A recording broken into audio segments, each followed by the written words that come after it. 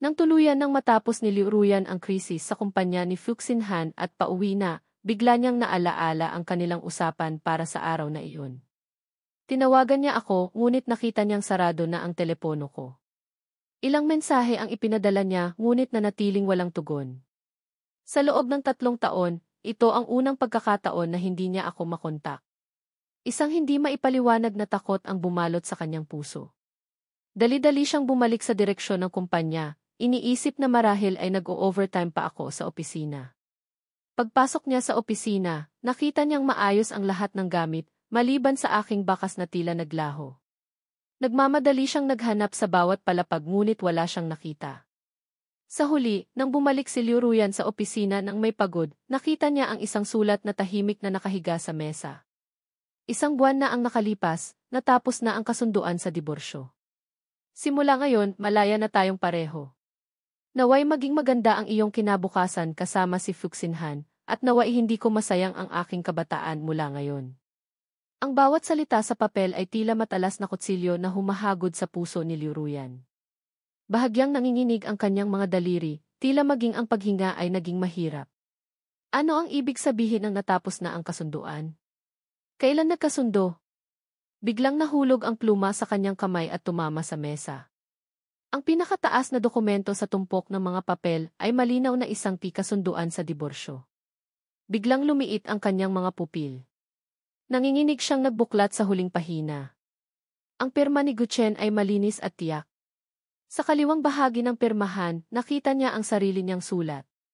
Sa sandaling iyon, libu-libong detalye na kanyang napabayaan ay bumaha sa kanyang isip. Sa araw ng paglagda sa kasunduan sa merger, sinabi niyang pipirmahan ko, ngunit galing pala siya sa opisina ni Attorney Lin nang ibigay ni Attorney Lin ang mga dokumento ng merger. May biglang gulat na sumilay sa kanyang mata nang makita niya ako. Ang mga bagay na unti-unting nawala sa isang buwan na nakalipas ay marahil lahat ng alaala na naugnay sa akin. Sa pag-iisip tungkol sa bagong opisina sa financial center, sa wakas ay naunawaan niya kung bakit ang lahat ay inayos ayon sa kanyang nakasanayan para hindi niya mahalata. Matagumpay niyang naisakatuparan ang planong panlilinlang na ito, pinapirma niya ako sa kasunduan ng diborsyo gamit ang sarili kong kamay at pagkatapos ay tahimik na umalis. Sama ng loob at takot ang sabay na bumalot sa kanyang puso. Kinuha ni Liu Ruyan ang kasunduan at ang pluma at patakbong nagpunta sa elevator. Biglang bumukas ang pinto ng opisina. Nagulat si Attorney Lin sa biglaang ingay. Ikaw ba ang nag-asikaso ng kasunduan ng diborsyo na ito? Ang boses niya ay may panginginig na hindi pa niya nararanasan. Tumingala si Attorney Lin, tinitingnan ang babaeng ito na, sa karaniwan, ay isang reyna ng pananalapi na desidido, ngunit ngayon ay tila nawawala sa sarili. Agad niyang ibinaba ang kape sa kanyang kamay. Opo, ako po ang nag-asikaso, at lahat ng proseso ay ayon sa pamantayan. Bakit po? Mahigpit na hawak ni Liu Ruyan ang kasunduan, ang kanyang boses ay nanginginig na hindi pa niya nararanasan.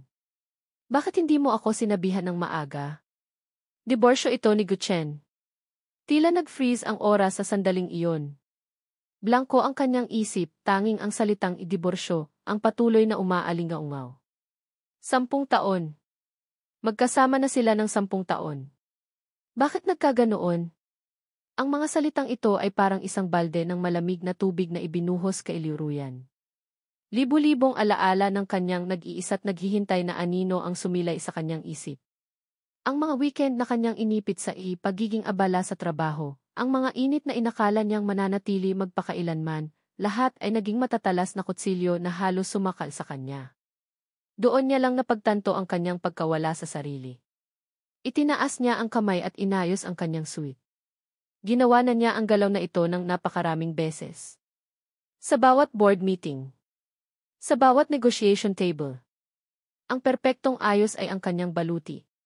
Ngunit sa pagkakataong ito, napansin niyang nanginginig ang kanyang kamay. Ang mga pagiging kalmado na kanyang ipinagmamalaki ay naglaho.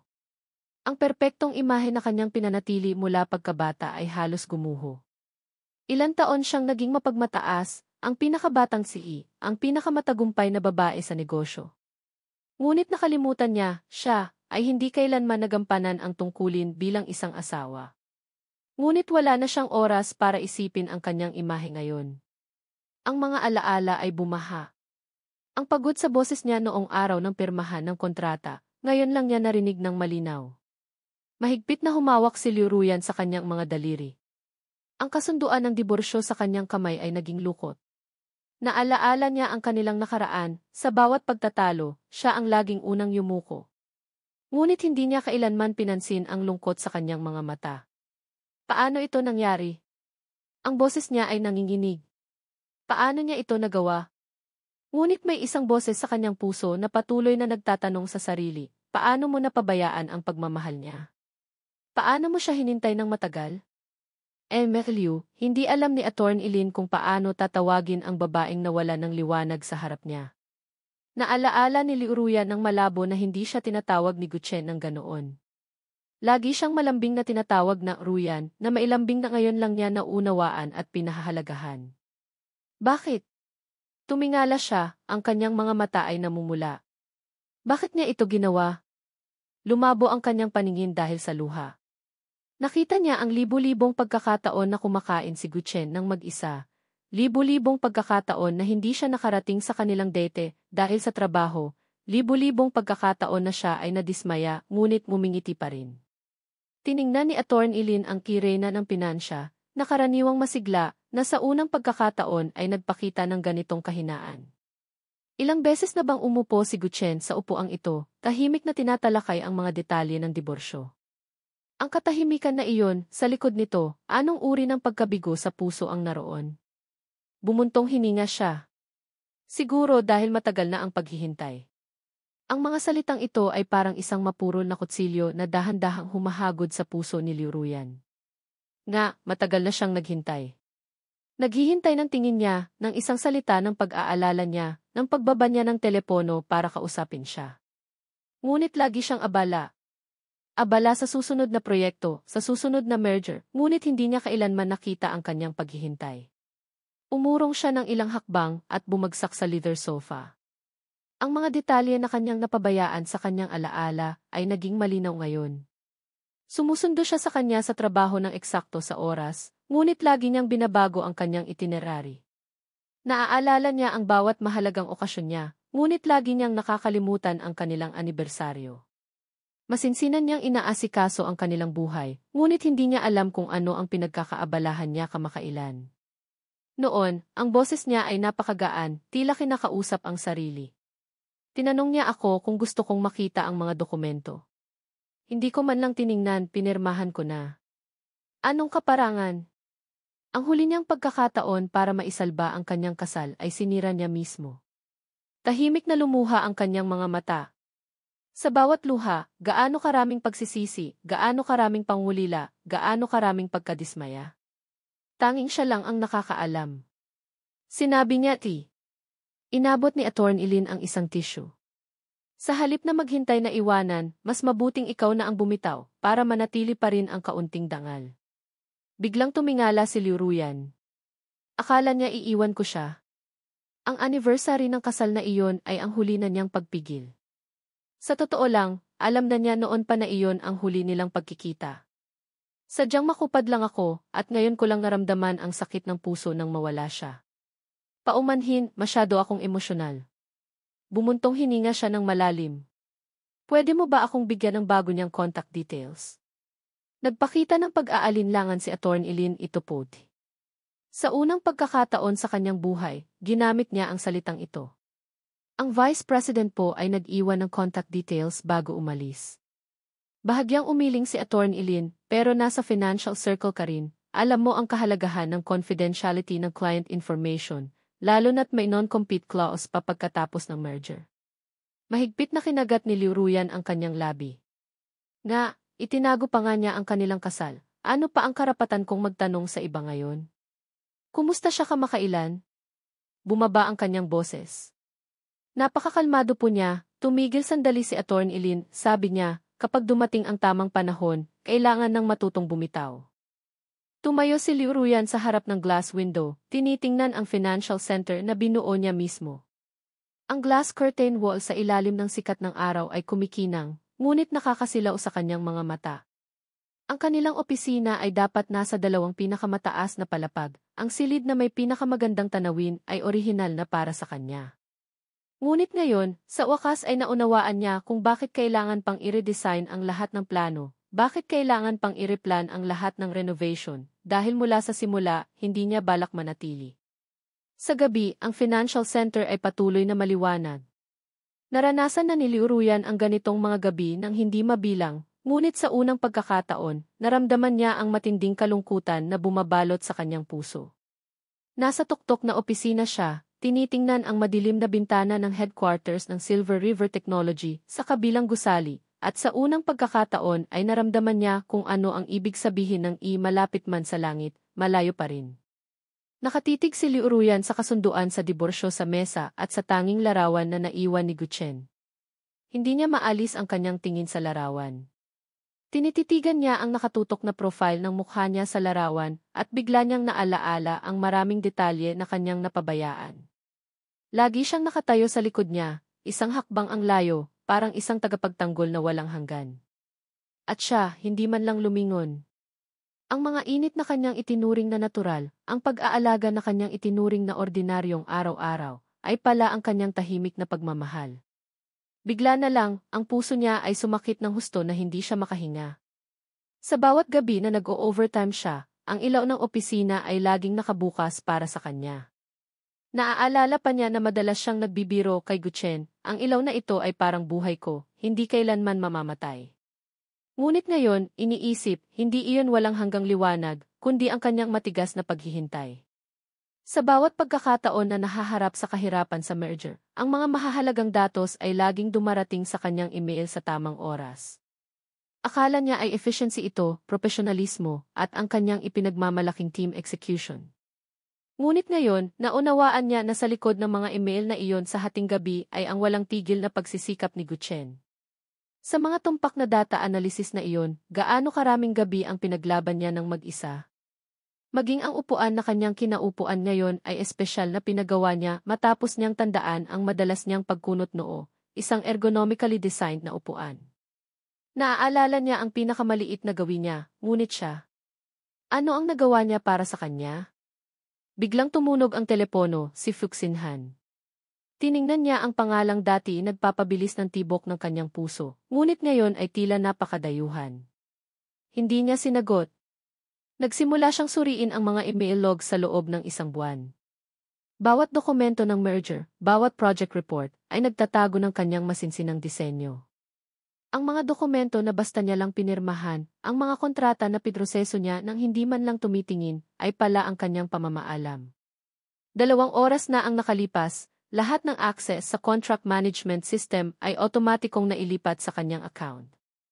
Sa loob ng 3 taon, mula sa kasal na madali niyang pinirmahan hanggang sa hindi sinasadyang diborsyo, tila hindi niya kailanman sineryoso ang relasyong ito. Kumatok ang assistant ni Emma Liu. Gusto po ng board na tingnan niyo ito. Sandali, bigla niyang sabi. Gumagana pa ba ang smart platform ni Emma Liu? Tinanggal niya po lahat ng code bago siya umalis. Sabi niya po, para sa data security pagkatapos ng merger. Isa pang malakas na suntok. Sa wakas ay naunawaan niya kung ano ang ibig sabihin ng sinabi niya, panahon na para baguhin ang ilang gawi. Sa totoo lang, mula sa code hanggang sa kanya, matagal na niya akong binura sa kanyang puso. Ang berdeng halaman sa lamesa ng opisina ay tahimik pa ring lumalago. Pinili nila ito ng magkasama. Naaalala pa niya na sinabi niya, parang stock market, gaano man kalamig ang taglamig, basta't malagpasan, laging may darating na tagsibol. Ngunit ngayon, tila hindi na darating ang tagsibol sa taglamig na ito. Maingat na sabi ng assistant ni Emma Liu, nag-iwan po ng password si Iitgu bago umalis. Isang encrypted file. Ang password po ay ang kanilang wedding date. Nanginginig siyang nag-click. Isang code. Ang note ay nakasulat, ito ang core technology ng kumpanya. Ano kaya ang nararamdaman ng isang taong gumamit ng wedding date bilang password, habang nagpaplano ng umalis at iniisip pa rin ang kanyang kinabukasan? Sa wakas, hindi na niya mapigilan ang kanyang luha. Liu Ruyan, sa loob ng 3 taon mo lang nalaman kung gaano kakasaya. Ngunit ngayon, ang lahat ng kaligayahang iyon ay sinira mo mismo. Inilipat na ni Gu ang lahat ng shares at formal nang umalis sa board ng Silver River Technology. Nang lumabas ang balitang ito, nagulantang ang buong financial community. Walang nakaintindi kung bakit sa pagtatapos pa lang ng merger, pinili ng founder na ito na tuluyang umalis. Nakatayo si Liu Ruyan sa press conference, tinitingnan ang mga reporter na nagtatanungan ng sabay-sabay. Ito ba ay malicious liquidation? Ito ba ay kawalang kasiyahan sa merger case ng Liu Group? Balak bang bilhin ng isang investment firm ang mga shares na ito? Mekanikal siyang sumasagot, ngunit ang kanyang tingin ay nakatuon sa isang bakanting upuan sa sulok. Iyon ang kanyang eksklusibong upuan sa board. Pagkatapos ng pulong, ipinakuha niya ang lahat ng transfer documents.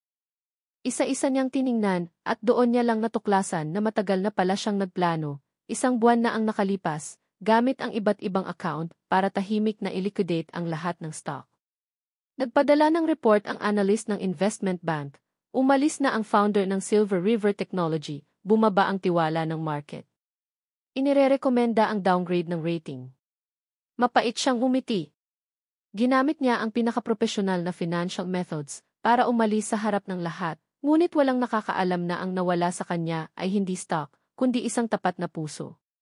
Sa likod ng mga malamig na numero ay isang relasyon na sinira niya mismo. Inabot ni Attorney Lin ang isang dokumento. Ito ang huling utos ni Enrique Gu. Pinapabigay po niya sa inyo ngayon. Isa itong transfer agreement na naglilipat ng lahat ng kanyang teknikal na patent sa Liu Group nang walang bayad. Ang petsa ng paglagda ay 1 buwan na ang nakalipas. Sabi niya, ito raw ang regalo niya sa inyo sa diborsyo. Tumigil sandali si Attorney Lin. Fair exchange, quits na. Bahagyang nanginginig ang mga daliri ni Liu Ruyan. Laging desidido si Gu Chen, ngunit gumugol siya ng buong 1 buwan para planuhin ang pamamaalam na ito. Sa wakas, naunawaan niya na hindi 1 buwan ang ginugol niya dahil ayaw niyang umalis, kundi para maging maayos ang paghihiwalay na ito, tulad ng kanilang kasal, na laging nananatili ang perpektong panlabas. Ang balitang pinansyal ng gabing iyon ay patuloy na lumalabas. Misteryosong pag-alis ng founder ng Silver River Technology, hindi malamang ang kinaroroonan ng giant na si Gu Chen, naglabas ng clarifying statement ang Liu Group. Nakasandal si Liu Ruyan sa opisina, sinusubukang hanapin ang turning point mula sa gulo-gulong alaala. Board changes, equity transfers, technology transfers, lahat ng hakbang, napakadetalyado niyang pinlano. Hindi, dapat mas maaga pa ito. Binuksan niya ang lahat ng meeting minutes sa panahon ng merger. Nahinto ang kanyang tingin sa investment conference, 6 na buwan na ang nakalipas. Nang lumabas si Fuxin Han, nakita niya kung paano may nagkabasag sa mata ni Gu Chen. Ang mga matang laging puno ng init ay sa unang pagkakataon nagpakita ng emosyon na hindi niya maintindihan. Ngayon, iniisip, iyon ay ang pagkadismaya ng isang lalaki matapos makita ang lahat. Noong panahong iyon, nalulunod pa rin siya sa galak ng merger, masaya pa ring nakahanap ng isang kaibigan, hindi niya alam na bawat galak niya ay pananakit sa kanya. Pagkatapos ng araw na iyon, nagsimula siyang ihanda ang lahat ng handover documents. Nanginginig ang kanyang mga daliri. Nag-click siya sa project folder sa computer. Kaya pala, mula noon pa pala ay nagdesisyon na siyang umalis. Ang mga masinsinang inihandang handover documents, ang mga detalyadong plano sa pag-alis, lahat ay tahimik niyang pagpapaalam. Hawak ni Liu Ruyan ang kanyang ulo, naaalala ang mga maliliit na bagay sa loob ng mga taon. 10 taon na ang nakalipas, bilang reyna ng pananalapi ng Liu Group, nakita niya ang henyong ito sa teknolohiya na nagsimula mula sa wala. Humahanga siya sa kanyang talento, ngunit hindi kailanman nakapasok sa kanyang puso. Kung dati, naakit siya sa ginoong asal ni Fuxin Han, sa loob ng 3 taon ng kanyang kasal, naipunan niya ang damdaming iyon. Ngunit sa harap ni Gu Chen, na laging nakatitig sa kanya, nanatili siyang may kaunting pagkakonsensya. Marahil ang pagkakonsensya na ito ang nagtulak sa kanya na pumili ng kasal na ito sa ilalim ng pagpupumilit ng kanyang mga magulang. Akala niya, ang pagbibigay sa kanya ng pagkakataon ay ang pinakamagandang bayad para sa kanya. Ngunit hindi niya alam, mas masakit pa sa hindi makuha ang gusto, ay ang makuha ang hindi dapat makuha. Hindi niya alam na para sa isang taong mahal na mahal siya, ang ganitong kasal ay ang pinakamalaking pagpapahirap. Sa bawat negosasyon ng merger, hinahanap niya ang perpektong valuation, ngunit hindi niya kailanman seryosong sinuri ang balance sheet ng damdamin. Binigyan niya siya ng isang kasunduan sa kasal, ngunit hindi niya kailanman binigyan ng tunay na puso. Akala niya ay binibigyan niya siya ng pagkakataon, ngunit hindi niya alam na ito ang pinakamalalim na sakit para sa kanya. Pagkatapos ng investment conference, tumayo siya sa harap ng glass window, ang kanyang mga mata ay malamig at malayo. Ang ilang paghihintay ay maubos ang lahat ng lakas ng loob. Noong panahong iyon, akala niya ay sinasabi niya ang tungkol sa kawalan ng katiyakan ng merger.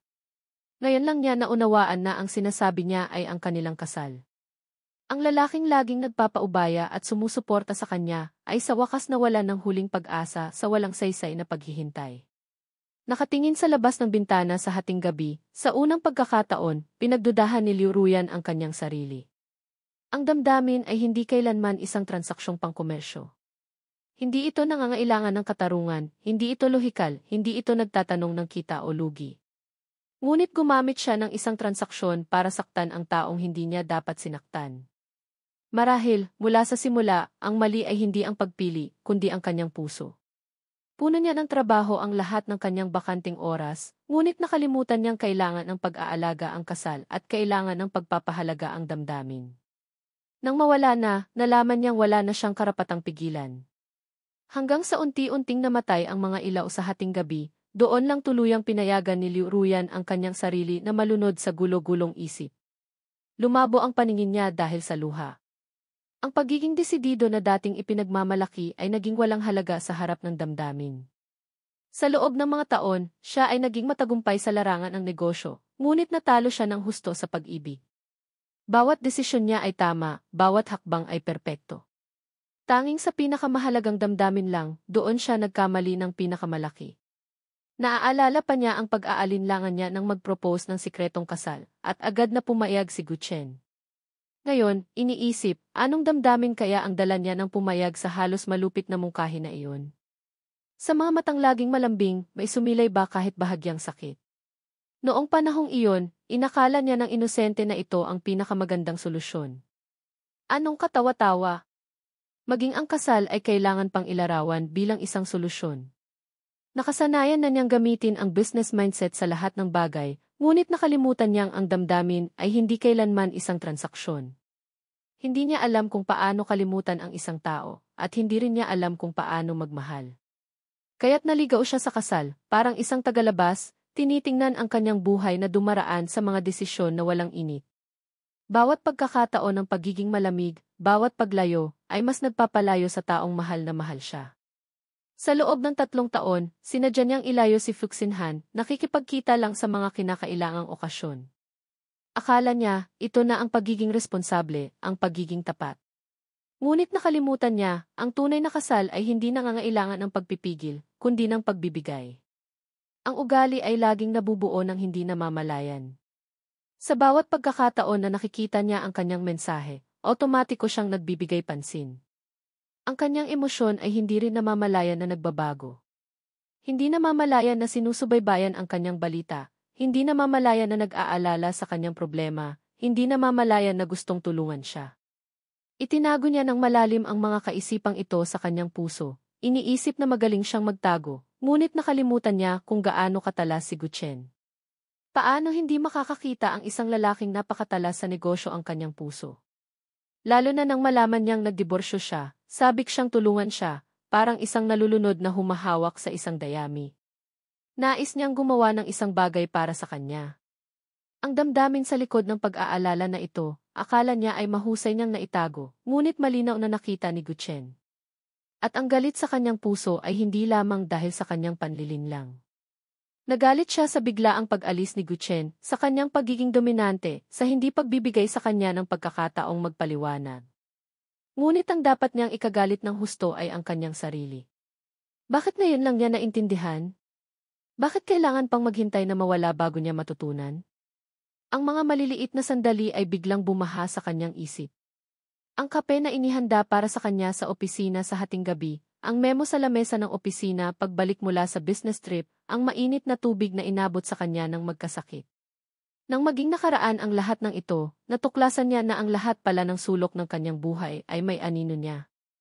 Bawat hindi sinasadyang init ay ang kanyang tahimik na pagmamahal.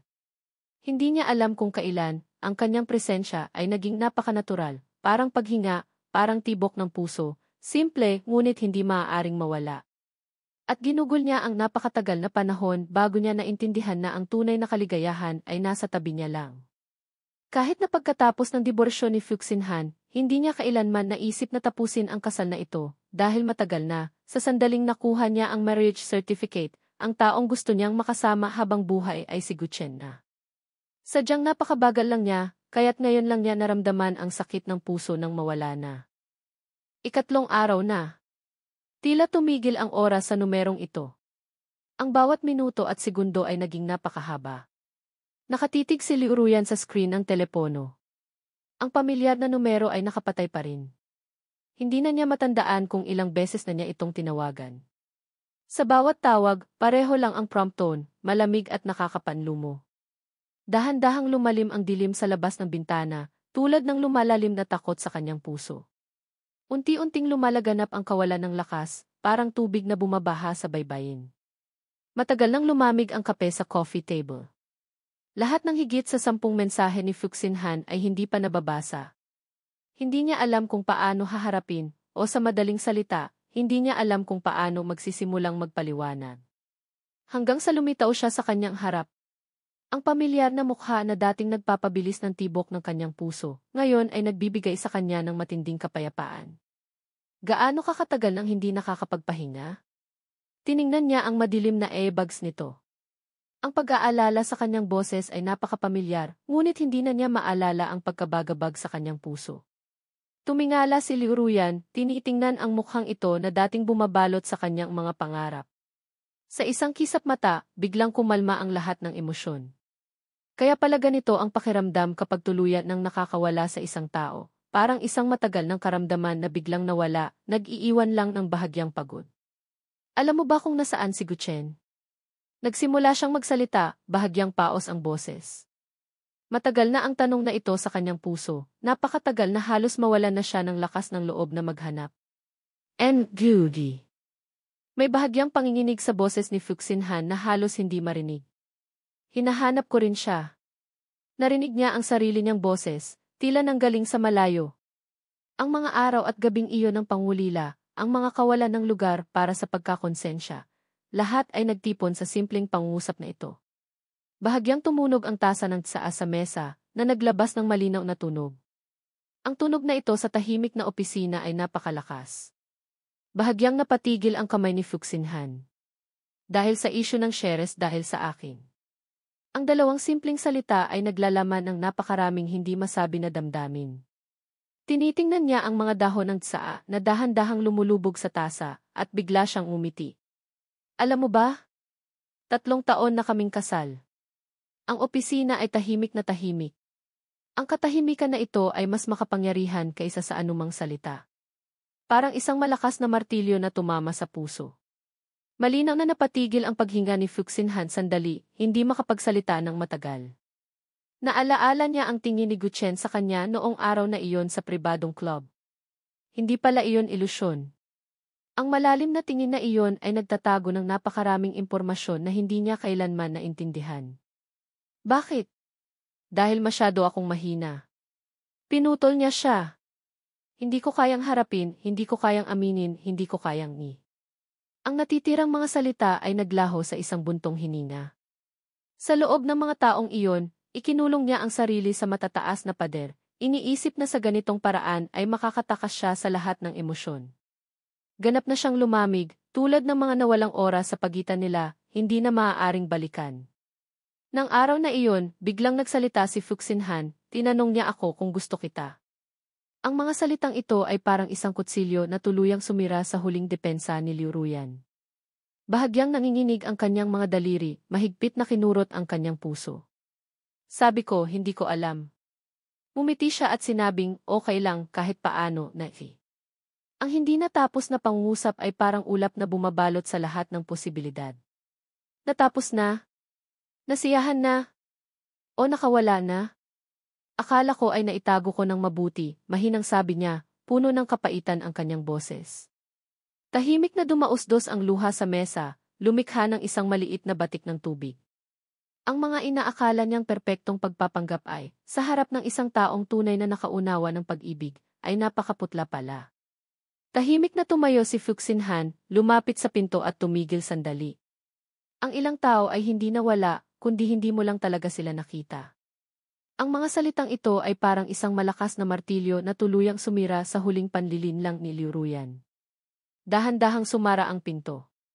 Umupo si Liu Ruyan sa bakanting opisina, tinitingnan ang dilim ng gabi na unti-unting lumalamon sa buong syudad. Ang lahat ng pagsisisi at pagkaawa sa sarili ay bumalot sa kanya sa sandaling iyon, parang agos na lumulunod sa kanya. Sa wakas, naintindihan niya na ang pinakamalalim na paraan para saktan ang isang tao ay hindi ang galit, kundi ang pag-ibig na hindi nakikita. Sa loob ng mga taon, itinago niya ang pinakatapat na pag-ibig sa pinakamalalim na sulok, ngunit pinaranas niya ang pinakamalaking sakit sa pinakamamahal niyang tao. Ikapitong araw na mula nang umalis si Guchen at wala nang matakbuhan si Liu Ruyan. Bawat posibleng lugar ay hinanap na, bawat kaugnay na tao ay nakontak na, ngunit wala pa ring balita mula sa kanya. Ang kawalan ng lakas na ito ay halos bumagsak sa kanya. Ngunit sa pinakamababang punto, bigla siyang kumalma.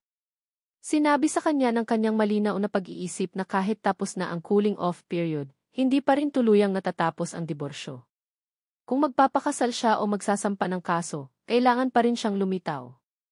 Ang kaalaman na ito ay parang isang ilaw na nagliwanag sa kanyang pagkalito. Marahil ito na ang kanyang huling pagkakataon. Matapos maunawaan ito, muli siyang bumangon. Ang unang hintuan pagkatapos ng kanyang bakasyon ay ang opisina ni Attorney Lin sa panahong ito. Ipinasa ni Attorney Lin ang napakaraming mensahe mula sa kanya. Ang bawat mensahe ay parang tinik na malalim na tumusok sa kanyang puso. Tinitingnan ang kanyang pagod na mukha, sasabihin na sana ni Attorney Lin ang ilang salita ng pag-alo, ngunit nagsimula siyang magsalita, ang kanyang boses ay nakakagulat na kalmado, tila handa na siya sa pinakamasamang mangyayari. Pakisabi kay Guchen, pumayag akong magdiborsyo. Hayaan siyang bumalik para asikasuhin ang papeles. Ang mga salitang ito ay sinabi ng mahinahon, ngunit ginamit niya ang lahat ng kanyang tapang. Halos matapo ni Attorney Lin ang kanyang kape. Susuko ka na ba? Pero magkasama kayong nagtrabaho ng 3 taon. Nakita niya kung gaano kahirap ang desisyon na ito para sa kanya. Ayaw niyang makipag-usap, ano pa ang magagawa ko? Sumilay ang isang ngiti sa kanyang mukha, mapait at maihalong kapahamakan. Hindi naman siguro tayo magsasampa ng kaso, di ba? Sa likod ng ngiting ito ay nakatago ang dami ng pagdurusa, tanging siya lang ang nakakaalam. Pagbalik sa opisina, sumandal siya sa leather armchair. Ang kanyang nanginginig na ugat ay sa wakas lumuwag. Sa totoo lang, ito ay isang pansamantalang solusyon lamang. Ang gusto lang niya ay makita siya. Hanggat bumalik siya, magkakaroon siya ng pagkakataong ipaliwanag ang mga salita na hindi nasabi, ang damdamin na nakatago sa kanyang puso. 10 taon ng pagmamahalan, may pag-asa pa bang maisalba? Ang kaisipang ito ay parang isang dayami na humahawak sa kanyang buhay, na nagbigay sa kanya ng lakas para magpatuloy. Sa sandaling ito, nagpapainit sa araw si Guchen sa isang seaside resort. Sa loob ng linggong ito, nakapasyal na siya sa 3 lungsod, nakakita ng iba't ibang tanawin at halos nakalimutan na ang mga problema niya. Sa bawat lugar na kanyang pinuntahan, iisipin niya, kung kasama ko siya, ano kaya ang pakiramdam? Ngunit ang kaisipang ito ay agad niyang pinigilan. Hanggang sa dumating ang mensahe mula kay Attorney Lin, umayag na siyang magdiborsyo. Ang mga salitang ito ay parang isang balde ng malamig na tubig na nagpabalik sa kanya mula sa kanyang kunwari kapayapaan. Tinitingnan ang screen ng telepono, bigla siyang nawalan ng loob. Ang taong laging gumugulo sa kanya sa mga nagdaang araw, paano biglang naging napakadesidido? Ang babaeng hindi kailanman sumusuko ng madali, paano madaling bumitaw?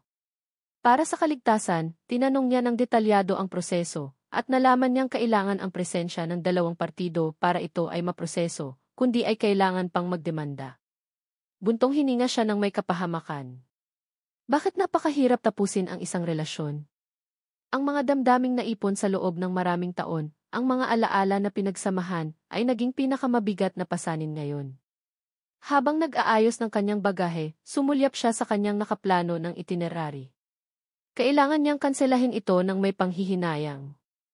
Ang mga inaasahan niyang tanawin ay hindi pa rin makakatalo sa mga koneksyon sa realidad. Kinaumagahan, lumapag siya sa pamilyar na airport. Ang hangin ay may amoy na napakapamilyar sa kanya. Matagal nang naghihintay si Assistant Lee nang makita siya sa unang pagkakataon, napabulala siya. Gil, bakit po kayo ang itim? Ang kulay ng balat niya dahil sa araw ay nagbunyag ng kanyang pag-iwas sa nakalipas na mga araw. Ito ang tinatawag na malusog na kulay ng balat, bihirang magbiro siya, sinusubukang itago ang kanyang panloob na pagkabagabag. Ngunit ang pagiging relax na ito ay agad na wala ng pag-usapan siya. Kung totoo man siya o hindi, kailangan ko nang tapusin ito sa pagkakataong ito. Kung magbago ang isip niya, kakasuhan ko siya. Maubos po ang oras niyo sa ganoon. Nga, tumingin siya sa labas ng bintana, puno ng kawalan ng pag-asa ang kanyang boses. Kaya nga nagmamadali akong bumalik para matapos na ang dapat tapusin. Isang umaga sa huling bahagi ng Setyembre, nakatanggap si Liu Ruyan ng isang maikling mensahe. 9 ng umaga, lobby ng Jinjiang Hotel. Ilang salita lang, ngunit agad na bumilis ang tibok ng kanyang puso. Isang buwang paghihintay, sa wakas, dumating ang pagkakataong magkita. Dumating siya ng kalahating oras bago ang oras. Umupo siya sa sofa sa tabi ng glass window. Ang sikat ng araw ay suminag sa salamin na tumatama sa bagong print na kasunduan ng diborsyo sa kanyang kamay. Ang bawat salita ay napakasilaw. Siya mismo ang pumirma, ngunit ngayon, ito ay parang matalim na espada na tumutusok sa kanyang puso. 8:55 bumukas ang pinto ng elevator. Lumabas si Guchen, diretso ang tingin at lumapit sa kanya. Isang buwan na ang nakalipas mula nang huli silang magkita, at bahagyang umitim siya, ngunit mas naging malinaw ang kanyang mga tampok. Ang mukhang kanyang pinapangarap araw-araw, ngayon ay may pagkadayuhan na nagdulot ng sakit sa kanyang puso. Dala mo ba ang iyong identification? Umupo siya sa tapat, ang tono niya ay kalmado, parang pinag-uusapan lang ang isang ordinaryong business project. Ang pagiging malayo na ito ay nagdulot ng sakit sa kanyang puso. Kailan pa natuto ang dating malambing na lalaki ng ganitong kalamigan? Tumingala si Liu Ruyan sa kanya, sinusubukang makahanap ng pamilyar na init sa kanyang mga mata. Ito ba ang unang salita pagkatapos ng isang buwan? Ang boses niya ay may panginginig na hindi niya namalayan. At ano pa? Bahagyang hinila niya ang kanyang kurbata. Ang pamilyar na galaw na iyon ay tila napakalayo ngayon. Magbatian na lang kaya tayo?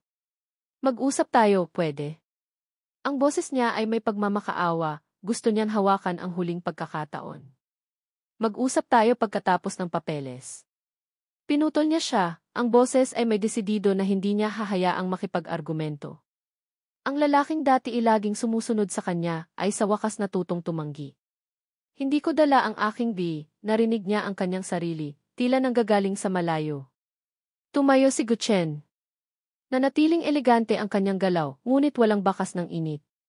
Kung gayon, sa ibang araw na lang. Please, hinawakan niya ang pulso niya. Ang init na dumaloy sa kanyang mga daliri ay halos nagpatulo ng kanyang luha. Pakinggan mo akong magpaliwanag. Ang dalawang salitang ito ay halos lumabas mula sa pagitan ng kanyang mga ngipin. Ang dating mapagmataas na reyna ng pananalapi ay sa unang pagkakataon natutong yumuko. Ang init sa kanyang palad ay nagpahinto sa kanya. Tiningnan niya ang manipis na kamay na iyon, tila tinitingnan ang isang bagay na dayuhan. Sa isang sandali, tila nag-alinlangan siya, ngunit agad ding bumalik sa kanyang kalamigan. Ms. Liu, dahan-dahan niyang binawi ang kanyang kamay, ang tono niya ay mas malamig.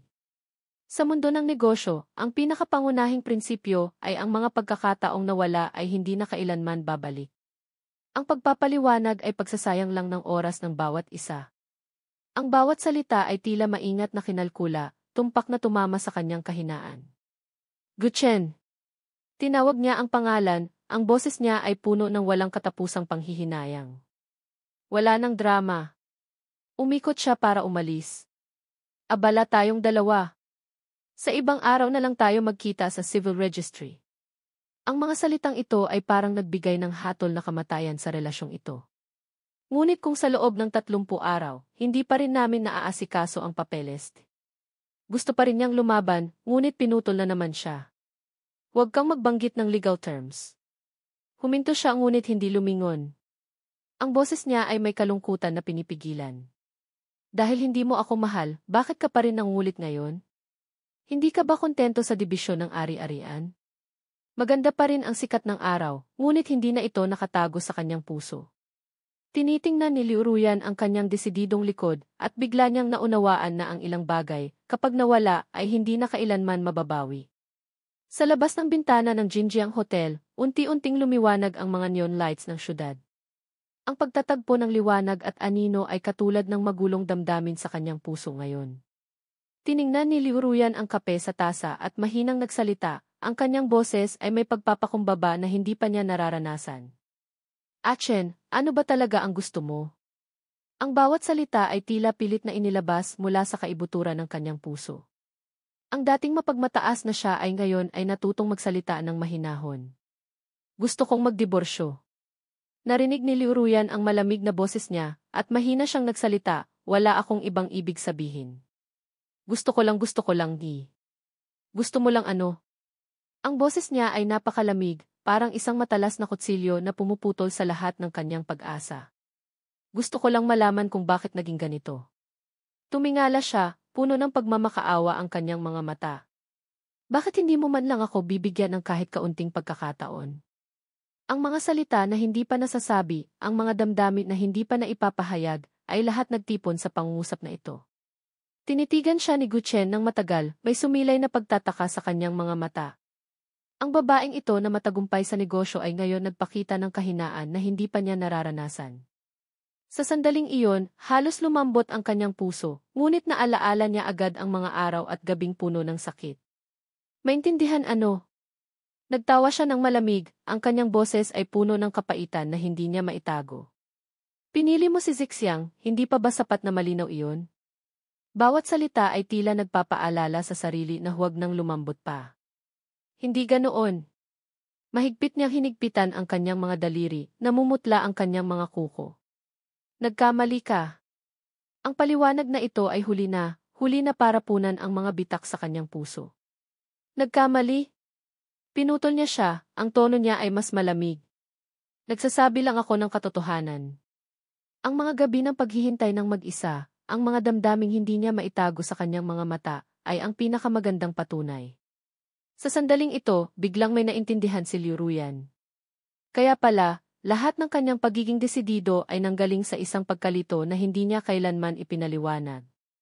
Huminga siya ng malalim, pilit na pinananatili ang kanyang boses na steady. Nabasa ko na ang lahat ng sulat. Akala mo ba interesado pa rin ako kay Fuxinhan?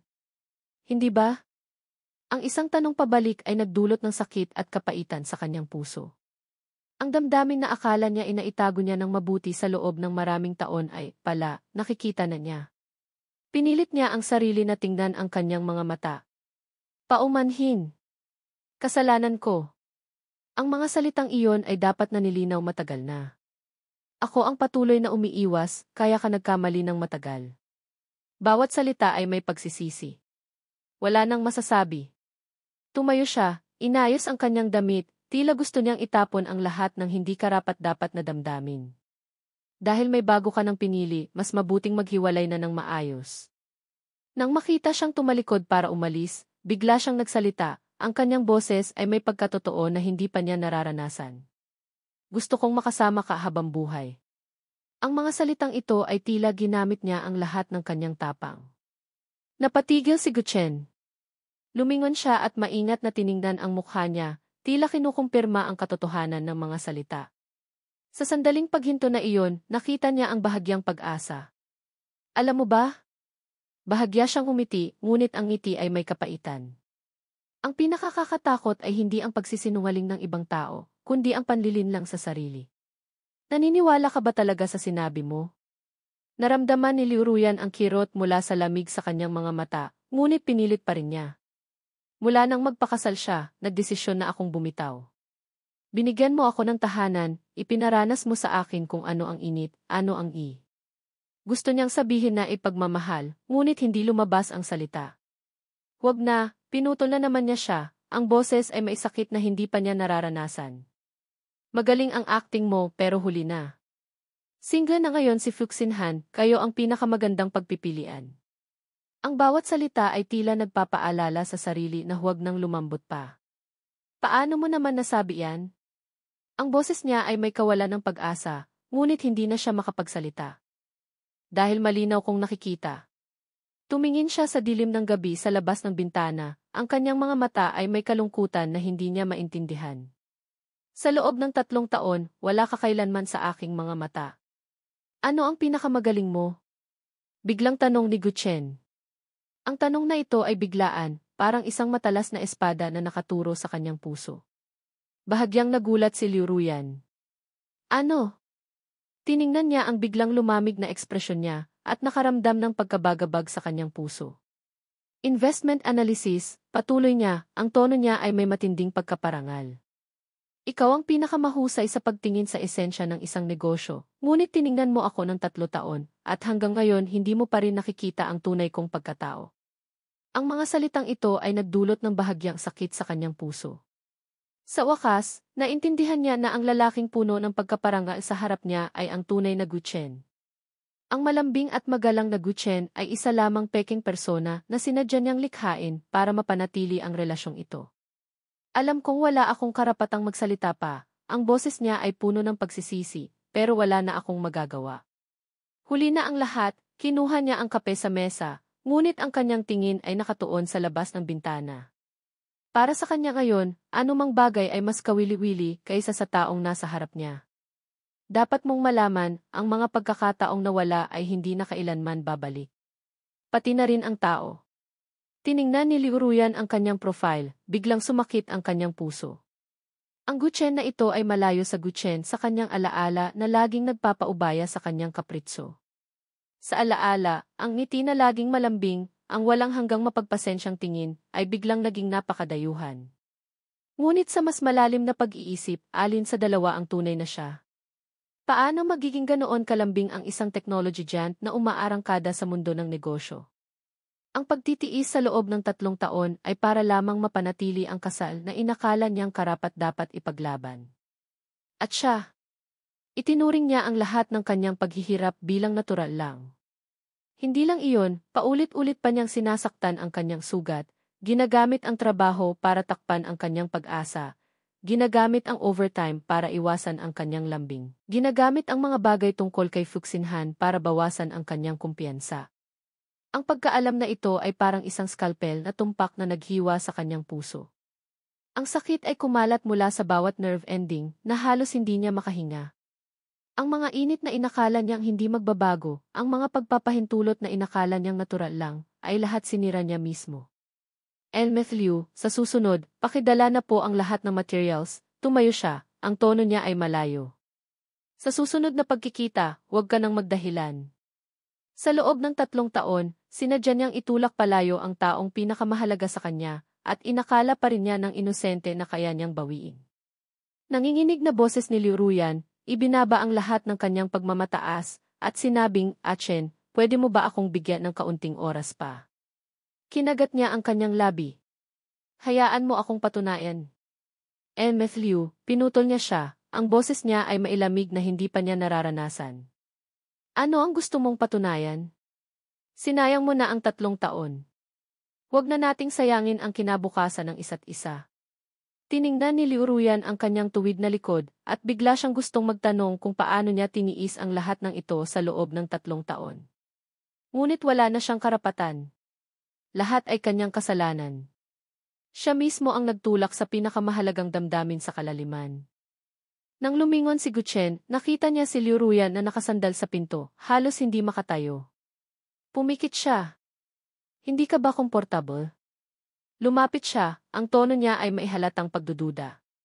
Sa loob ng mga taong iyon, napakaraming beses na niyang nakita ang kanyang pag-arte sa mundo ng negosyo. Ang kahinaan niya ngayon ay isa lamang pagganap para sa kanya. Narinig ni Liu Ruyan ang pagdududa sa kanyang mga salita at nakaramdam ng kirot sa puso. Umiling siya at tumayo. Hindi na kailangan ang susunod na pagkikita. Nasa kotse ang mga dokumento. Gawin na natin ang papeles ngayon. Sa pagdududa ni Guchen, mapait siyang umiti. Naiintindihan mo ba?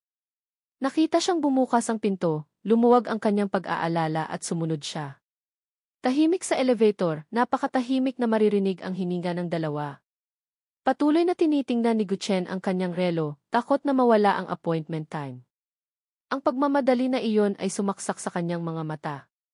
Pagkababa ng kotse, hinawakan pa niya ang kanyang pulso at mabilis na naglakad. Ang biglaang paghawak na ito ay nagpatalon sa puso ni Liu Ruyan. Agad niyang naalaala ang eksena 3 taon na ang nakalipas. Noon din, nagmamadali siya, takot na baka magbago ang isip niya, kaya mahigpit siyang humawak sa kanyang kamay. Pero noon, malalim ang kanyang iniisip at nang makita lang niya ang pagkabagabag niya, doon lang siyang ngumiti, kaya't mas lumuwag ang kanyang pagtutol.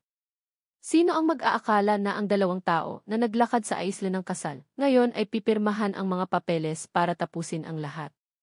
Ang mga init na kanyang itinuring na natural, ang pagmamahal na kanyang napabayaan, ay lahat naging malalim na pagsisisi ngayon. Sa pagtingin sa mga tao na lumalabas-masok sa civil registry, bigla niyang naramdaman na ang pagtatapos ay hindi naman pala ganoon katakot. Dahil kung itinuring niyang isang pagkakamali ito, hayaan na lang matapos ang lahat dito. Hindi niya pipigilan ang isang taong ayaw manatili. Ngunit mula ngayon, mananatili siya sa tabi niya sa ibang katauhan. Sa pagkakataong ito, siya na ang hahabol sa kanyang yapak. Marahil hindi siya magbibigay ng pagkakataon tulad ng dati, ngunit okay lang. Handang siyang maghintay ng 10 taon pa, o habang buhay pa, dahil sa sandaling sinabi niya ang key, nakita na niya ang taong ito. Sadyang huli na lang niyang naintindihan na ang pag-ibig ay hindi natural, kundi kailangan ng pag-aalaga. Nang matapos ang papeles, eksakto sa oras ng uwian. Tiningnan ni Guchen ang bagong divorce certificate at bumuntong hininga ng kaluwagan. Ang kaluwagan sa sandaling iyon ay nagdulot ng sakit sa kanyang puso, ngunit mas nagpatatag sa kanyang desisyon na magsimulang muli. Okay, salamat sa 3 taon. Magkita ulit tayo sa hinaharap.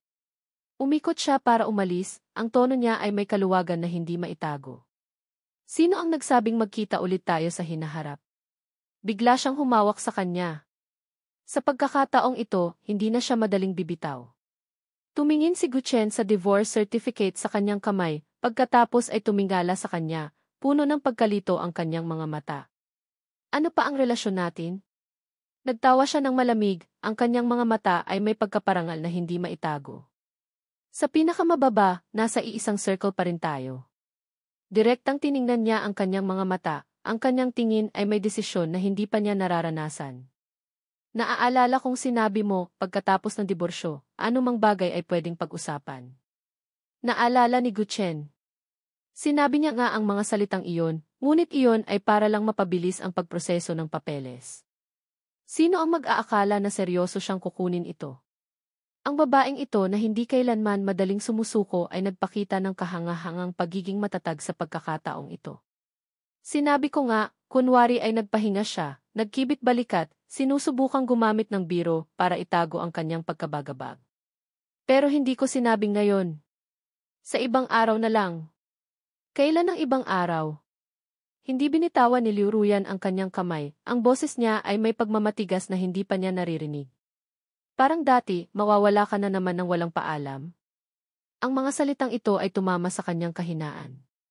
Sumilay ang mga mata ni Guchen at otomatikong lumayo ang tingin para hindi siya tingnan. Ang mga araw ng sinadyang pag-iwas, ang pagmamahalan sa hating gabi, ay lahat na bunyag sa pangungusap na ito.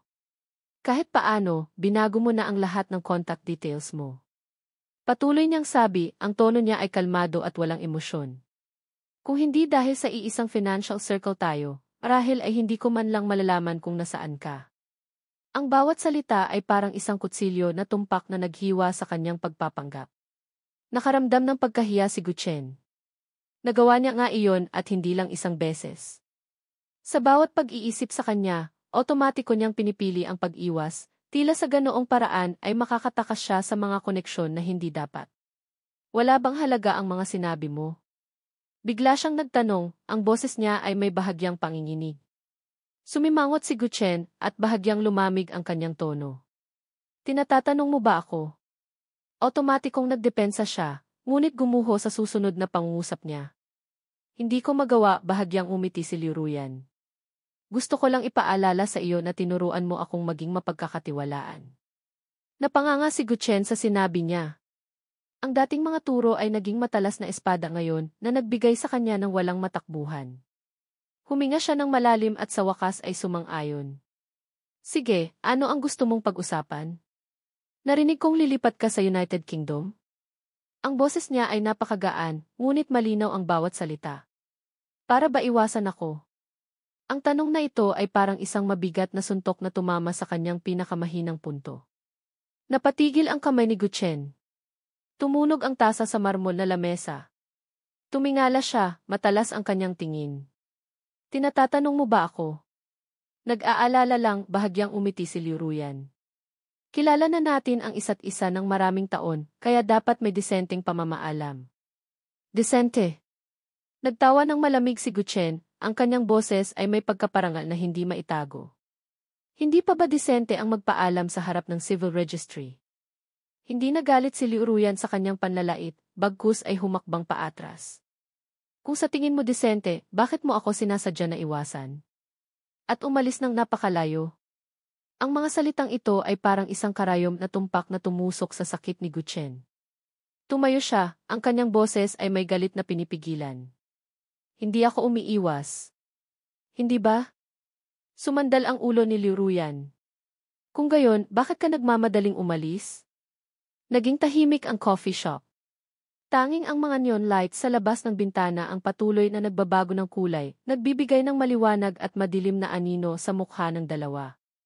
Ang mga salitang hindi nasabi, ang mga emosyong pinipigilan, ay lahat nagpupumiglas sa katahimikan na ito. Mabilis ang balita, nagtawa ng malamig si Gutchen, pero wala na itong kinalaman sa iyo. Ang tono niya ay may pilit na desisyon. Wala ngang kinalaman, tumango siya.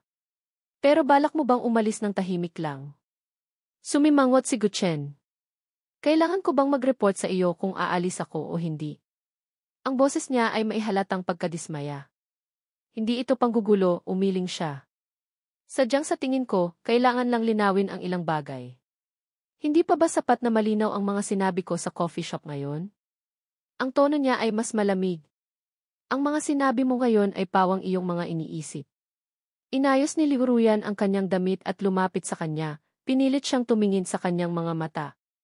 Ms. Liu, hindi mo naman siguro iniisip na interesado pa ako, di ba? Nagkunwari si Gutchen na kalmado, ngunit hindi niya kayang tingnan siya sa mata. Ang taglaga sa Shanghai ay laging pabago-bago. Nang umikot si Gutchen para umalis, sadyang umulan ng malakas. Bumuhos ang ulan, tila gusto nitong hugasan ang lahat ng pangungulila. Tiningnan ni Liu Ruyan ang kanyang pagkainis at ngumiti. Nakaramdam siya ng bahagyang init sa kanyang puso. Uulan na. Nagda-drive ka ba? Alam niyang nagtatanong siya, ngunit hindi niya napigilang mag-alala. Sa subway, iritado si Gutchen sumagot, ang tono niya ay maihalatang pagkabagabag. Mahirap maghanap ng taxi dito. Tumigil siya. Kung ayos lang sa iyo, ihatid kita. Hindi niya sinagot ang kanyang tanong, tumalikod at naglakad palabas, ngunit huminto sa pinto. Ulan ba ng malakas sa labas? Ang boses niya ay nanggaling sa likuran niya, may bahagyang ngiti. Kung gusto mong mabasa, wala akong magagawa. Bagaman sinabi niya iyon, ayaw niyang humakbang palabas. Tiningnan ni Liu Ruyan ang kanyang pigil na likod, bahagyang napangiti ang kanyang labi. Ang lalaking ito ay hindi pa rin makapagbago sa kanyang pagiging matigas ang ulo, ngunit malambot ang puso. Ang ilang gawi ay ang lambing na nakaukit sa kanyang buto sa loob ng maraming taon. Tahimik sa loob ng kotse. Tanging ang tunog lang ng pagbagsak ng ulan sa windshield ang naririnig. Lumakas ang ulan na nagdulot ng matinding tunog sa bubong ng kotse, tila nagtugtog ng isang kanta ng pangungulila. Sa loob ng saradong espasyo, maging ang tunog ng paghinga ay naging malinaw. Ang mga salitang hindi nasabi ay namuo sa hangin. Tiningnan ni Liu Ruyan ang mga patak ng ulan na patuloy na dumudula sa windshield at bigla siyang umiti. Naaalala mo ba ang una nating date? Ang boses niya ay may paggunita. Huwag kang magsalita ng walang kwenta, bahagyang lumamig ang boses ni Gutchen, tila may nilalabanan. Umuulan din ng malakas noon. Tila hindi niya narinig ang kanyang sinabi at nagpatuloy sa pagsasalita. Nakalimutan mong magdala ng payong at pinilit mong tanggalin ang iyong jacket para panangga sa akin sa ulan at kinabukasan nilagnat ka. Pero sinabi mong hindi mo pinagsisisihan kahit kaunti. Ang mga mainit na alaala ay parang patak ng ulan na bumabagsak sa puso. Bahagyang humigpit ang mga daliri ni Gutchen sa manibela. Ang mga alaala na sinadya niyang itago ay biglang bumaha sa kanyang isip, kasama ng kanyang tibok ng puso na nagsimulang hindi makontrol. Gusto niyang pilitin ang sarili na kalimutan, ngunit nakita niyang napakalinaw ng bawat detalye. Liu Ruyan, huminga siya ng malalim, ang kanyang boses ay may babala. Nahiwalay na tayo. Hiwalay na tayo, tumango siya, kalmado ang tono. Pero Guchen, ang diborsyo ay hindi nangangahulugang wala na ang lahat ng nakaraan.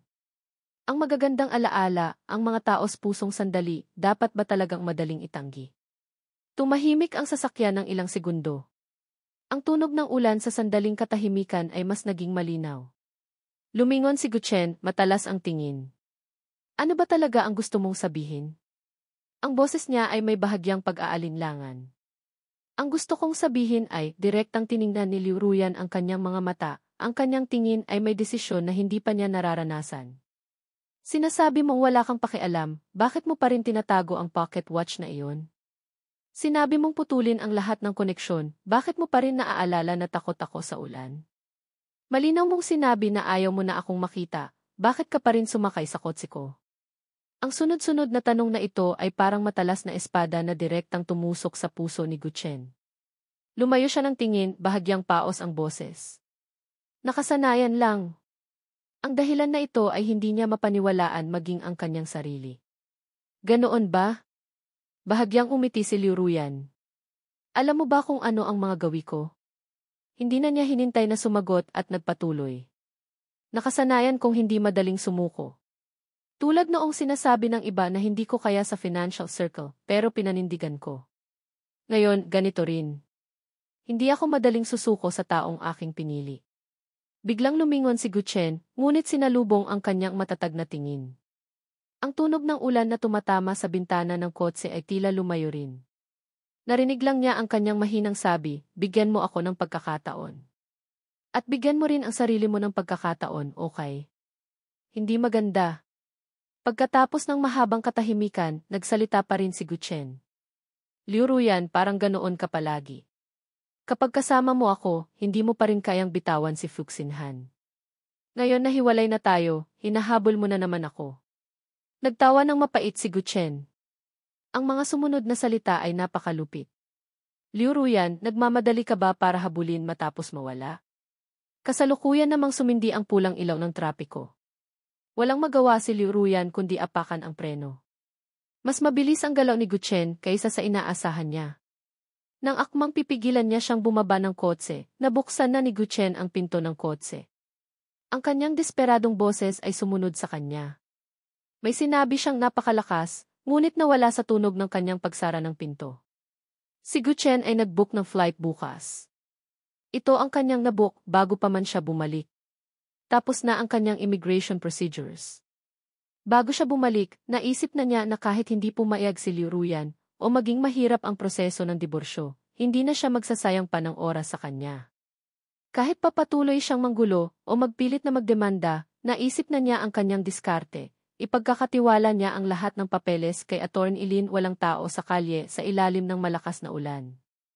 Ang mga puno din sa gilid ng kalsada ay napabagsak-bagsak dahil sa hangin at ulan. Nagpasya si Guchen na pumasok sa isang maliit na restaurant para sumilong sa ulan, ngunit hindi niya inakala na makikita niya roon ang isang taong hindi niya inakalang muling makikita. Fuxin Han. Isang buwan na ang nakalipas mula nang huli silang magkita, at mukha siyang mas payat kaysa dati. Ang pagod sa kanyang mga mata ay hindi niya maitago. Nagdala ang waiter ng isang tasa ng mainit na tsaa, ngunit nakatitig lang siya sa umaalpas na usok mula sa tasa. Hanggang sa marinig niya ang mga yapak, doon lang siya nagising. Liu, halos agad na nakilala siya ni Fuxin Han at agad na tumayo, may bahagyang pagkaasiwa sa kanyang mukha. Guchen na lang ang itawag mo sa akin, sabi ni Guchen habang umuupo sa tapat niya at sinenyasan ang waiter na magdala ng isa pang tasa ng mainit na tsaa. Tiningnan niya ang taong nasa harap niya at bahagyang kumunot ang kanyang noo. Ang gusot na itsura ni Fuxin Han ay malayo sa imahe niya ng isang masiglang financial talent. Pareho silang hindi palausap. Sa isang sandali, tanging ang mahinang musika lang ang umaagos. Ang magkasintahan sa kabilang mesa ay mahinang nagtatawanan na mas nagpapabigat sa katahimikan. Sa huli, si Fuxin Han ang bumasag sa katahimikan. Guchen, matagal ko nang gustong humingi ng paumanhin sa iyo. Paumanhin? Bahagyang itinaas ni Guchen ang kanyang kilay, ang kanyang mga daliri ay bahagyang kumakatok sa gilid ng tasa ng kape. Bakit? Nang araw na iyon sa bar, hindi ko alam ang relasyon mo kay Ate Ruyan, kaya nasabi ko ang maraming bagay na hindi dapat masabi. Ang boses ni Fuxinhan ay may pagsisisi, ang kanyang mga mata ay umiiwas na hindi makatingin sa kanya. Talagang paumanhin. Tiningnan ni Guchen ang kanyang ekspresyon at pagkatapos ng ilang sandali, nagsalita siya. Pinili naming magpakasal ng patago, kaya normal lang na hindi ka alam. Hindi lang ganoon, bahagyang kinuyom ni Fuxinhan ang kanyang mga daliri. Tumunog ang tasa ng kape sa porselana. Ako sa totoo lang, alam ko na matagal na may damdamin si Ate Ruyan sa akin, pero nagkunwari lang ako na hindi alam.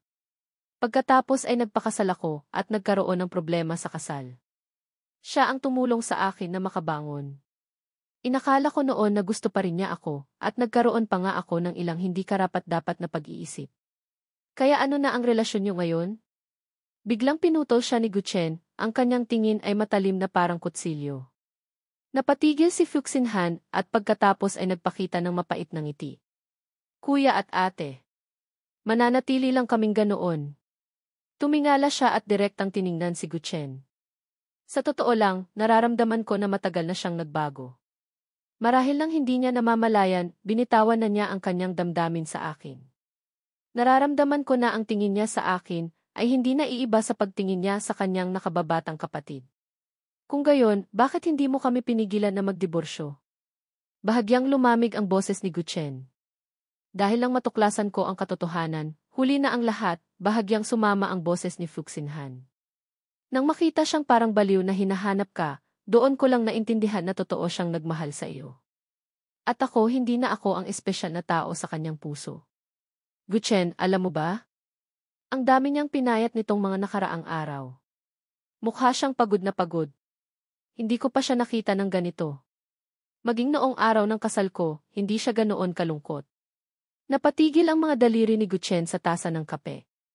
May bahagyang pagbabago sa kanyang mga mata na halos hindi makita. Sigurado ka ba? Siyempre sigurado, direktang tiningnan ni Fuxinhan ang kanyang mga mata, ang tono niya ay mas timtim. Guchen, bigyan mo siya ng pagkakataon. At bigyan mo rin ang sarili mo ng pagkakataon. Huwag mong hayaang sirain ang pagkalito ang isang relasyon na pinaghirapan. At saka, tumigil siya sandali, wala ka na ba talagang pakialam sa kanya? Hindi agad sumagot si Guchen. Dahan-dahang gumalaw ang sikat ng araw sa labas ng bintana at nagbigay ng mahabang anino sa mesa. Ang kanyang tingin ay nakatuon sa malamig ng tsaa sa tasa, ngunit ang kanyang isip ay lumilipad na sa malayo. Ang mga alaala na inakala niyang nabitawan na ay, ngayon, bumaha na naman. Hindi ka naniniwala? Mahinang tanong ni Fuxinhan. Tiningnan niya si Guchen sa harap niya, at bigla niyang naintindihan kung bakit ang dating mapagmataas na si Liu Ruyan ay naging napakamatsyag. Kaya pala, siya ay isang taong rasyonal at matindi ang personalidad, ngunit sa loob ng 3 taon ay pilit niyang ginawang malambing at maginoo ang kanyang sarili para kay Liu Ruyan.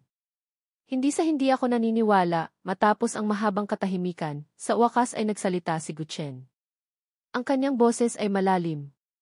Sadyang ang pag-ibig na ito, sino ang makakapagsabi ng malinaw? Ang bawat salita ay may matinding pagod. Ito ang pagdududa sa lahat ng damdamin, matapos na paulit-ulit na pagdaanan ng buhay. Duduhain mo ba ang kanyang katapatan? Direktang tiningnan ni Fuxinhan, ang kanyang mga mata ay may pagkalito. Sa kanyang tingin, sapat na malinaw ang pagbabago ni Liu Ruyan. Umangat ang labi ni Guchen, ang mapait na ngiti ay nagtatago ng napakaraming pagtutol. Kung ang katapatan ay madaling makita, hindi sana napakaraming pagsisisi sa mundo. Ang mga taong paghihintay at pagkabigo sa nakalipas ay, sa sandaling ito, naging ganitong kawalan ng pag-asa. Pero Guchen, bahagyang lumapit si Fuxinhan, ang tono niya ay taimtim. Ang ilang bagay ay hindi maitatago. Pagkatapos mong mawala, hinanap ka niya araw at gabi. Hindi pa ba sapat na patunay iyon? Napakababa ng boses ni Guchen. Kung gayon, sabihin mo sa akin, direktang tiningnan ni Fuxinhan ang kanyang mga mata. Ano pa ang magpapatunay? Ang isang tanong na ito ay tumama sa kanyang kahinaan. Hindi makapagsalita si Guchen. Nakasanayan na niya ang pagpapabaya ni Liu Ruyan. Ang kanyang walang pakialam na paghahanap ay isang karanasan na hindi pa nararanasan ni Guchen sa loob ng 10 taong relasyon na ito. Sumimangot siya, ngunit walang makitang angkop na dahilan para kontrahin si Guchen. Bitawan mo na ang mga preconceptions na iyan, napakagaan ng boses ni Fuxinhan, ngunit bawat salita ay tumama sa kanyang puso. Ang pinakamahirap makamit sa isang relasyon ay ang mutual effort. Dahil pareho pa rin kayong nagmamalasakit sa isa't isa, bakit hindi nyo bibigyan ang isa't isa ng pagkakataon? Tapos na kami, bahagyang paos ang boses ni Guchen. Talaga? Bahagyang pilit na umiti si Fuxinhan. Kung gayon, bakit ang tingin mo ay laging umiiwas kapag binabanggit siya? Huwag mong lokohin ang sarili mo, Guchen. Hindi mo talaga siya makakawalan. Biglang tumayo si Guchen. Tumunog ang upuan sa sahig. Ang mga damdaming malalim niyang itinago ay halos sumambulat sa sandaling ito. Huminga siya ng malalim. Tapos na ang usapang ito. Salamat sa iyong katapatan ngayon. Ang natitira ay problema namin. Wala kang karapatang magtanong. Sandali. Tumayo din si Fuxinhan. May isang tanong pa ako sa iyo. Napatigil si Guchen, bumilis ang tibok ng kanyang puso nang hindi makontrol. Kung noon pa man alam ko na kapatid lang ako para kay Ate Ruyan, magdidiborsyo ka pa rin ba? Ang pag-uusap nila ni Fuxinhan ay patuloy na bumabagabag sa isip ni Guchen, parang isang buto na sumibol sa kanyang puso. Sa Essay Lounge, nakatayo siya sa harap ng glass window, tinitingnan ang mga eroplanong lumilipad at lumalapag sa malayo. Magulo ang kanyang isip. Bawat eroplano ay tila nagdadala ng kanyang isip sa malayo, ngunit muli niyang ibinabalik ang kanyang puso sa mga alaala na ayaw niyang harapin. Handa na po ang ticket at visa, inabot ni Assistant Lin ang folder ng dokumento, at pagkatapos ay nag-alinlangan, ang kanyang boses ay may pangulila. Sigurado na po ba kayo? Hindi na po kayo babalik? Kinuha ni Guchen ang dokumento at hindi nagsalita. Bagaman hindi kailanman inamin, ang kanyang pag-alis sa pagkakataong ito ay may bahaging pagtakas. Kailangan niyang umalis, kailangan niya ng isang kapaligiran kung saan siya ay makapagpakalma. Ngunit gaano karaming pangulila ang nakatago sa kalmado na ito, hindi niya masabi maging ang kanyang sarili. Tanging si Assistant Lin lang ang naghatid. Naglakad si Guchen sa Essay Lane, naririnig pa rin ang kanyang walang tigil na pagpapaalala, katulad ng pag-aalala ng isang tao sa kanya maraming taon na ang nakalipas. Tandaan mong kumain sa oras, huwag masyadong magpakapagod sa trabaho, tumawag ka lang kung may problema ka, tumawag ka lang kung may kailangan ka. Pupunta ako sa London, hindi sa isang isla, mahina ang loob ni Guchen. Hindi mo kailangang mag-alala ng ganoon. Noon po, nagpunta kayo sa Singapore para sa business trip at wala kayong balita sa loob ng 1 linggo. Muntik na po akong mag-report sa pulis. Ngayon, aalis po kayo ng 1 taon, paano po ako hindi mag-aalala? Ang mga salita ni Assistant Lin ay puno ng pag-aalala. Ngumiti si Guchen. Abala kami noon sa merger negotiation, kaya masyado kaming abala.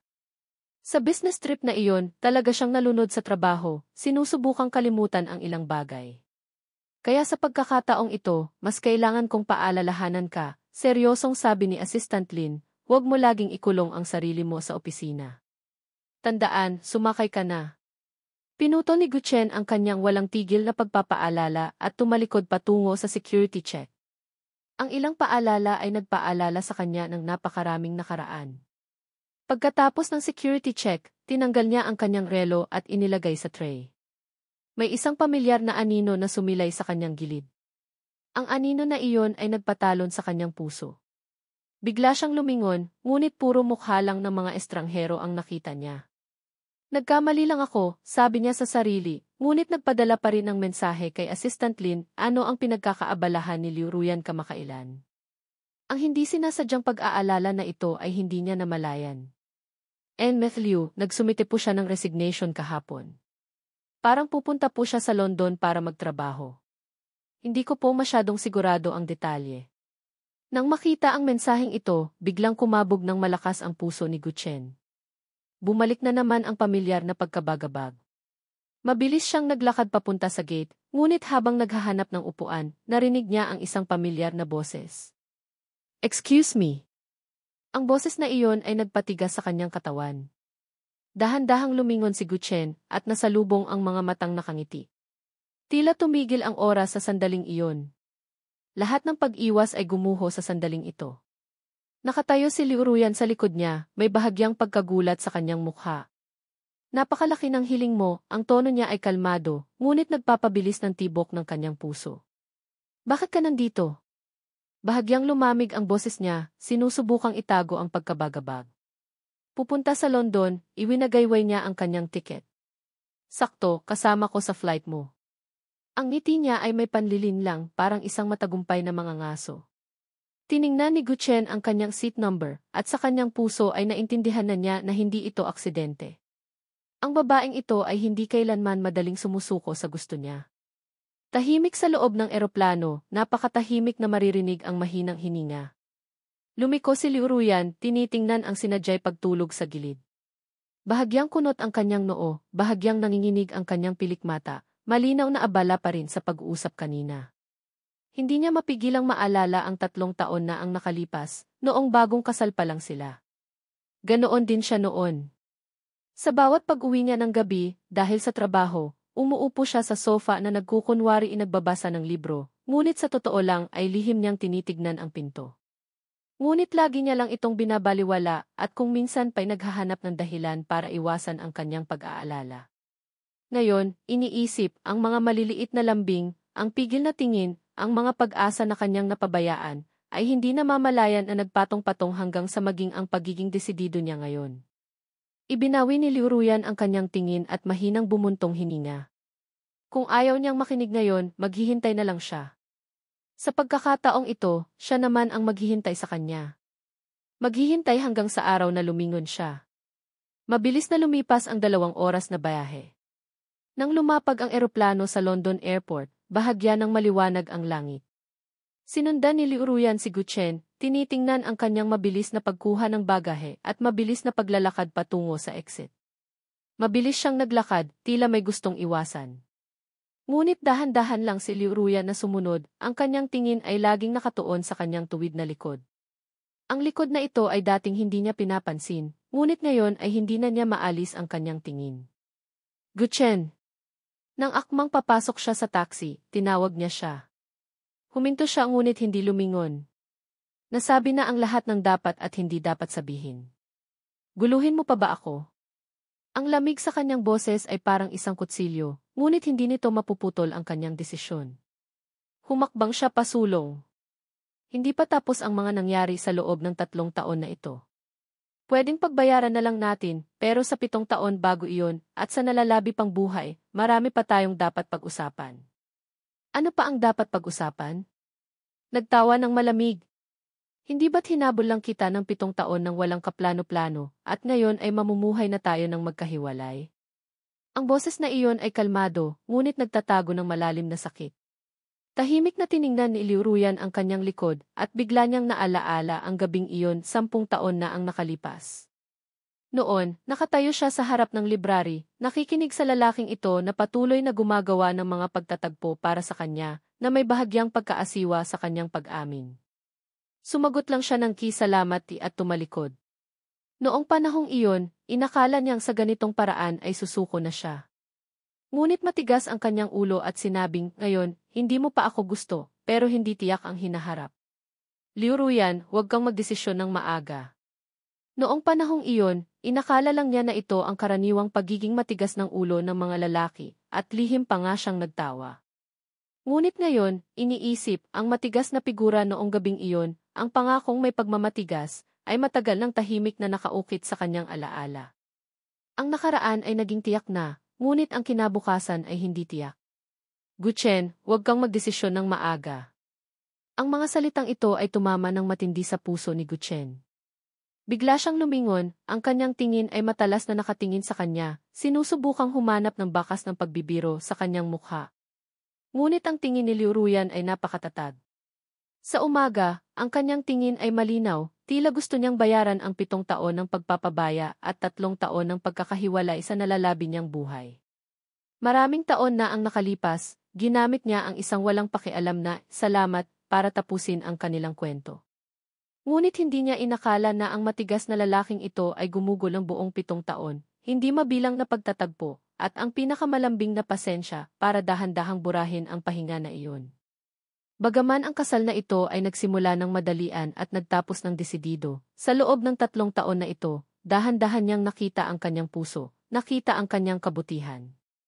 Ang mga lambing na dati niyang hindi nakikita, ang mga pag-asa na kanyang napabayaan, ang mga pagmamahal na hindi niya kailanman sinuklian, ay lahat naging pinakamalalim na sakit sa kanyang puso pagkatapos ng diborsyo. Unti-unting lumiwanag ang araw, nagbigay ng malambot na liwanag sa anino ng dalawa. Tiningnan ni Liu Ruyan si Guchen, ang kanyang matigas na panga ay unti-unting lumambot, alam niyang nag-aalinlangan siya. Dahil masyado siyang nakakaintindi sa kanya, naiintindihan niya ang kanyang pagmamatigas, ang kanyang pagmamataas, at ang kanyang puso na hindi pa rin nakakawala. Sa pagkakataong ito, siya na ang maghihintay sa kanya na lumingon, gamit ang mas mahabang panahon kaysa sa 7 taon, at mas malalim na pasensya kaysa dati, para tapusin ang kwentong ito na hindi pa natatapos. Yumuko si Liu Ruyan, napakababa ng kanyang boses. Guchen, huwag ka munang magmadaling tumanggi sa akin. Paano kung magpustahan tayo? Anong pusta? Sumimangot si Guchen. Kung mahahanap kita bago maghating gabi, tumingala siya at direktang tiningnan ang kanyang mga mata, pumayag ka sa isang hiling ko. Nagtawa ng malamig si Guchen. Sa tingin mo posible yan? Subukan natin, bahagyang umangat ang kanyang labi. Wala ka namang mawawala, di ba? At kung matalo ka? Kung matalo ako, napakababa ng boses niya, ngunit malinaw ang bawat salita, hindi na ako kailanman magpapakita sa iyo. Tinitigan siya ni Guchen ng matagal, tila kinukumpirma ang katotohanan ng mga salita. Sa huli, tumango siya. CJ, deal. Nang tumalikod si Guchen, bigla siyang nagtanong, parang sigurado kang mananalo ka. Hindi mo kailangang malaman. Nang tumalikod si Liu Ruyan para umalis, hindi niya alam kung saan nanggaling ang pagiging sigurado na iyon. Ang malamig na hangin ay nagpalipad ng kanyang huling pag-asa, at nagpalipad din ng kanyang pilit na ipinakitang tapang. Napakalaki ng syudad na ito. Gaano karaming swerte kaya ang kailangan para makahanap ng isang taong desidido nang umalis sa gitna ng napakaraming tao. Dahan-dahang umalis ang bus Sham. Tiningnan niya ang mga neon lights na mabilis na dumaraan sa labas ng bintana. Walang malay niyang kinakatok ang hawakan. Saan kaya siya pupunta? Sa hotel? Sa coffee shop? O tea? Biglang sumilay sa kanyang isip ang isang ideya. Pinindot niya ang stop bell. Nakailaw pa ang coffee shop. Binuksan niya ang pinto. Otomatikong napatingin ang kanyang mga mata sa upuan na madalas niyang inuupuan. Bakante iyon, may isang hindi pa natapos na iced americano lang ang naiwan. Lumapit ang waiter para kunin ang tasa. Tinawag niya ito. Kailan pa itong kape na ito? Sa Ginoo kanina po, sabi niya hindi na po siya babalik. Biglang bumagsak ang kanyang puso. Tumingala siya sa relo. 11:40 minuto, biglang bumilis ang tibok ng kanyang puso. Huling pagkakataon. Tumakbo siya sa bakanting kalye. Napakalinaw ng tunog ng kanyang high heels sa gabi. Tiningnan siya ng mga naglalakad, ngunit wala siyang pakialam. Pagliko sa kanto, isang magandang melodya ang umalinggaw mula sa piano shop. Iyon ang nocturne, ngunit mas desidido kaysa dati. Tumayo siya sa pedestrian lane, tinitingnan ang mga numero na unti-unting gumagalaw. Nagmamadali siya. Pumatak ang luha sa kanyang mga mata. Buti na lang at pinayagan ng panahon. Nang tumama ang orasan sa 11:59, binuksan ni Liu Ruyan ang pinto ng piano room. Nang bumukas ang pinto, biglang tumigil ang tunog ng piano. Tumingala ang taong nasa harap ng piano. Nang magtama ang kanilang mga mata, bigla na lang gumuho si Liu Ruyan. Dahil hindi si Guchen ang nagpipiano. Hindi nagsalita ang taong dumating nang makita siya. Ibinalik niya ang piano bag, kinuha ang payong sa sulok at umalis. Nakatayo si Liu Ruyan sa bakanting piano room. Ang piano ay tahimik na nakatayo sa ilalim ng buwan. May isang telepono pang naiwan sa piano bag, nag-install siya ng keys tracking software sa telepono na iyon. Kaya pala, tiwala siya na mananalo siya. Ngunit ngayon, alam niyang talo siya. Lubos-lubusan siyang natalo. Guchen, mahina niyang sabi, ang kanyang boses ay may panginginig na hindi pa niya nararanasan. Kaya pala, ganoon kakalupit. Dahan-dahang lumabo ang tunog ng ulan sa labas ng bintana. Lumabo ang kanyang paningin dahil sa luha. Dahan-dahan siyang sumandal sa piano, pinayagan ang kanyang isip na lumipad sa mga nakaraan na hindi na maibabalik. Nakatingin siya sa dilim ng gabi sa labas ng bintana, ang boses niya ay nanginginig. Napakabobo ko talaga. Alam kong aalis ka na, pero kumakapit pa rin ako sa pag-asa. Akala ko, kung sapat lang ang pagsisikap ko, mahahanap kita. Ngunit sa wakas, bumaha ang luha. Ngunit ayaw mo man lang akong bigyan ng pagkakataong magpaalam ng harapan. Tumunog ang kampana ng 12 oras. Sa piano room, tanging ang pinipigilang pag-iyak niya lang ang naririnig. Ang babaeng dating sikat sa financial world ay ngayon ay parang isang nawawalang bata, nakabaluktot sa sulok. Guchen, halos hindi marinig ang boses niya. Nagkamali ako. Hindi kailanman London ang patutunguhan mo. Tumigil ang ulan sa labas.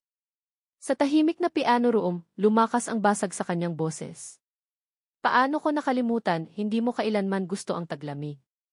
Ngunit laging umuulan sa London. Nang lumipad ang eroplano sa ulap, kumalat ang ginintuang liwanag sa mukha ni Guchen. Kahit hindi niya nakita ang pagkadismaya ni Liu Ruyan, naiisip niya ang eksena na iyon. Ngunit wala na siyang pakialam.